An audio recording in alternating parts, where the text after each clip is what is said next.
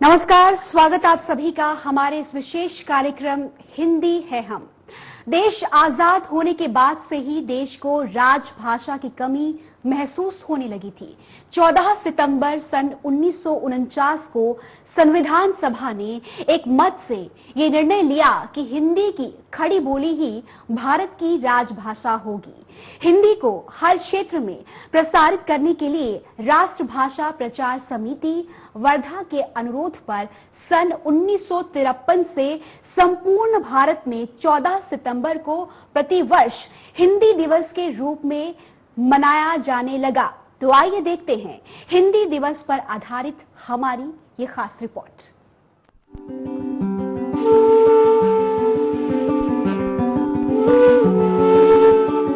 है भव्य भारत ही हमारी मातृभूमि हरी भरी, हिंदी हमारी राष्ट्रभाषा और लिपि है नागरी।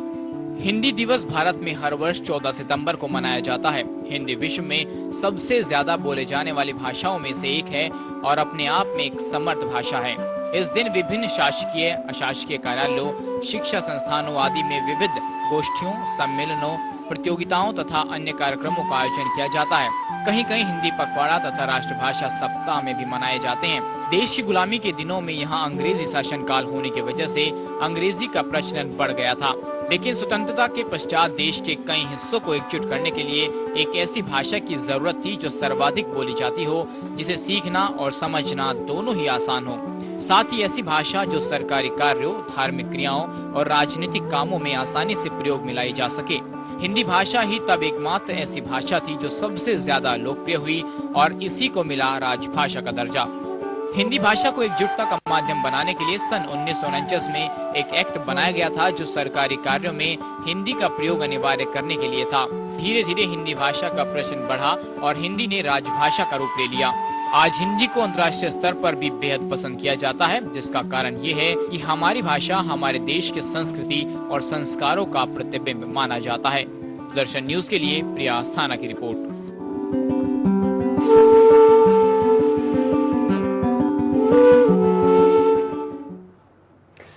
तो प्रतिवर्ष 14 सितंबर को हमेशा हिंदी दिवस मनाया जाता है। क्या सही मायने में जो महत्व, जो दर्जा हिंदी भाषा को मिलना चाहिए, वो महत्व, वो दर्जा मिलता है? इसी पर हम और अधिक बातचीत करेंगे। इस वक्त स्टूडियो में मेरे साथ मौजूद हैं कालिंदी कॉलेज की पूर्व प्रिंसिपल डॉक्टर मालती जी। आपका बहुत बहुत स्वागत है। धन्यवाद। तो मालती जी, मैं आपसे ये जानना चाहूंगी, जैसे कि प्रतिवर्ष 14 सितंबर को हिंदी दिवस के रूप में मनाया जाता है, क्या आपको लगता है क्या सही मायने में वो महत्व, वो दर्जा आज के समय में हिंदी भाषा को मिल पाता है? देखिए, महत्व और दर्जा, अगर आप में कुव्वत होगी, शक्ति होगी, तो आपको किसी की सहायता की जरूरत नहीं है, वो आपको मिलेगा, अपने आप मिलेगा।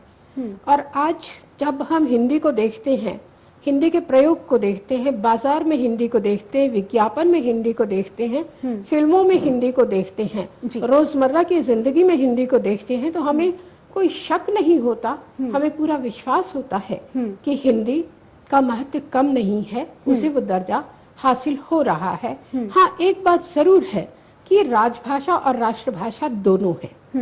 राजभाषा होने के कारण कई राज्यों की ऑफिशियल लैंग्वेज है, प्रशासन की भाषा है, और राष्ट्रभाषा होने के कारण सारा देश समझता है। जिस भाषा में देश समझता है, जिस भाषा में देश सोचता है, जिस भाषा में देश रोटी कमाता है, वह अपने आप में सशक्त होती है और हिंदी में वो ताकत, शक्ति दिखाई देती है।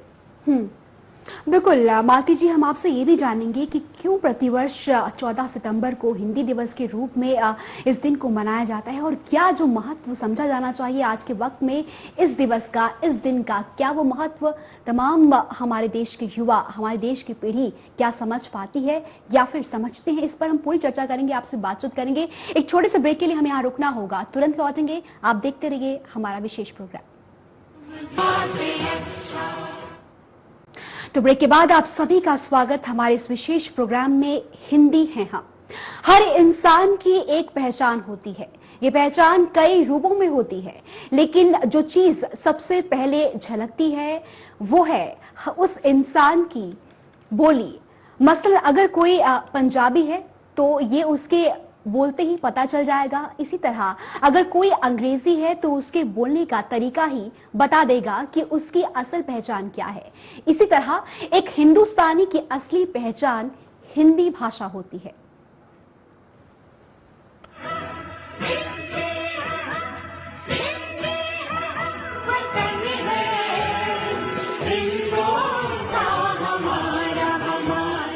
हिंदी न सिर्फ हमारी मातृभाषा है बल्कि ये भारत की राजभाषा भी है। संविधान ने 14 सितंबर 1949 को हिंदी को भारत की राजभाषा घोषित किया था। भारतीय संविधान के भाग 17 के अध्याय की धारा 343(1) में ये वर्णित है कि संघ की राजभाषा हिंदी और लिपि देवनागरी होगी। संघ के राजकीय प्रयोजनों के लिए प्रयोग होने वाले अंकों का रूप अंतर्राष्ट्रीय होगा।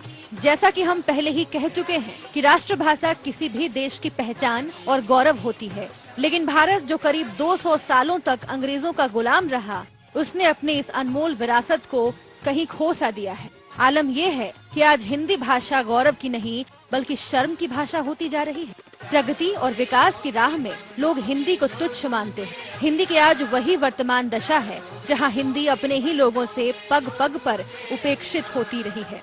इस दशा में क्या दिशा मिल सकती है, सहज ही अनुमान लगाया जा सकता है। दोहरेपन की नीति के कारण स्वतंत्रता के 6 दशकों बाद भी इस देश को सही मायने में एक भाषा नहीं दे पाए जिसमें पूरा देश बातचीत कर सके। अंग्रेजों की गुलामी से मुक्त हुए विश्व के किसी देश ने अंग्रेजी को नहीं अपनाया। भारत को छोड़कर हर मुल्क की आज अपनी भाषा है। इसी कारण विदेश दौरे पर गए भारतीय प्रतिनिधि द्वारा अपना संबोधन अंग्रेजी में देते ही ये सुनना पड़ा कि क्या भारत की अपनी कोई भाषा नहीं है। इस अपमान के बावजूद हम आज तक नहीं चेत पाए। प्रिया अस्थाना की रिपोर्ट, सुदर्शन न्यूज।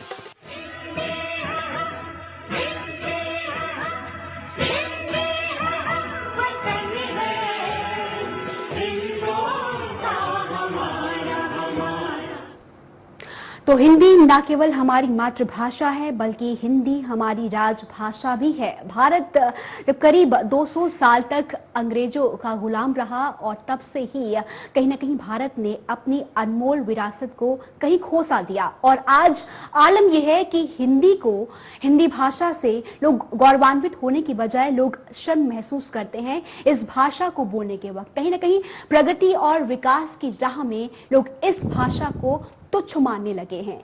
हम और अधिक बातचीत करेंगे। हमारे साथ लगातार स्टूडियो में मौजूद हैं कालिंदी कॉलेज की पूर्व प्रिंसिपल डॉक्टर मालती जी। क्या कहेंगे आप आज के वक्त की अगर हम बात करें, आज के समाज की अगर हम बात करें, आज हिंदुस्तान की अगर हम बात करें, तो प्रगति और विकास की राह में आखिरकार क्यों हिंदी को तुच्छ माने जाने लगा है?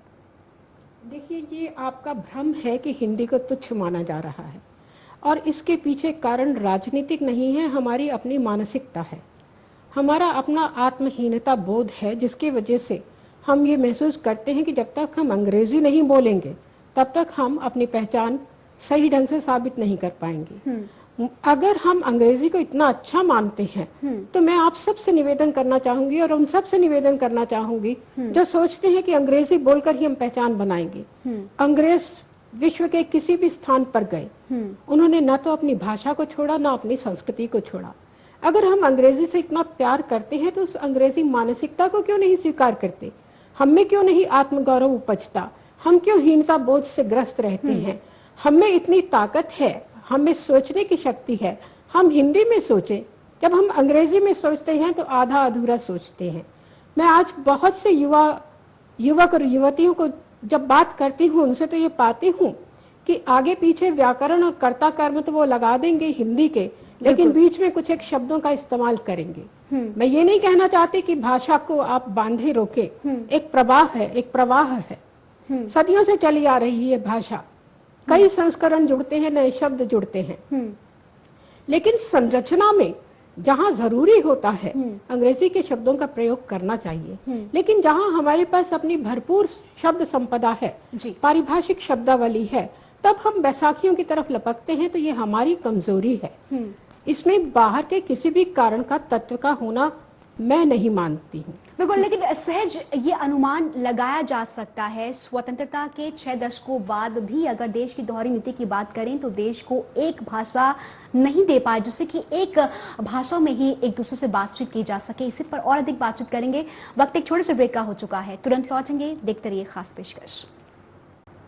तो ब्रेक के बाद एक बार फिर आप सभी का स्वागत। विशेष कार्यक्रम हिंदी है हम बात कर रहे हैं हिंदी भाषा की, जिसे 14 सितंबर 1949 को दर्जा दिया गया, संविधान ने दर्जा दिया राष्ट्रभाषा का।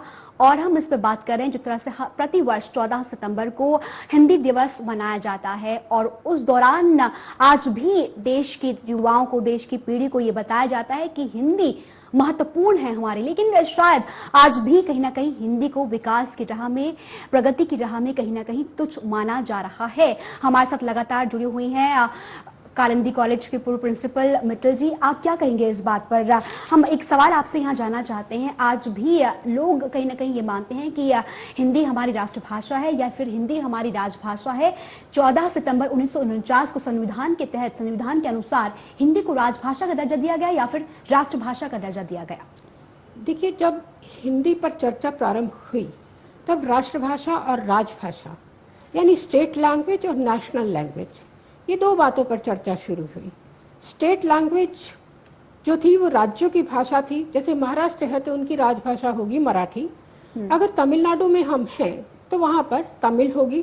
इसी तरह से केरल में मलयालम, बंगाल में बांग्ला जी।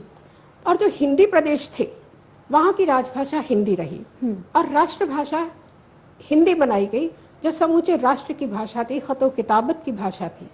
लेकिन हिंदी राजनीति में उलझ गई। हिंदी के ऊपर बहुत बड़ी जिम्मेदारी थी, बहुत बड़ा दबाव था। अगर वो राष्ट्रभाषा बनना चाहती है तो उसे अन्य जो भाषाएं हैं उनकी शब्द संपदा को भी अपनाना होगा। और जिसके कारण चूंकि भारत की सभी भाषाएं संस्कृत से निकली हैं तो संस्कृत के शब्दों की भरमार होनी जायज हो जाती है। लेकिन फिर एक समस्या यहाँ पर उत्पन्न हो गई कि हिंदी में उर्दू के, अरबी, फारसी के, पंजाबी के और देशज भाषाओं के शब्द हैं जी।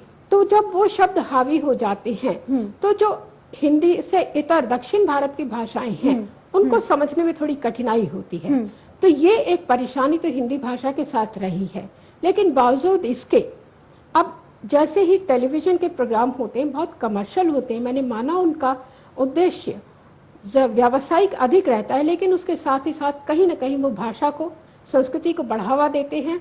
और जब हम हिंदी भाषी क्षेत्रों के लोगों को हिंदी के गानों को गाते देखते हैं, हिंदी में चर्चा करते पाते हैं, विज्ञापनों में जब हम हिंदी की भाषा का प्रयोग देखते हैं जी, और उनको हम उन उत्पादों को मार्केट में बिकता हुआ भी पाते हैं, तो हमें ऐसा नहीं लगता, ऐसी निराशा की स्थिति मुझे तो दिखाई नहीं देती। हिंदी में वो दम है। हिंदी व्यापार की भाषा है, हिंदी आपस में बातचीत की भाषा है।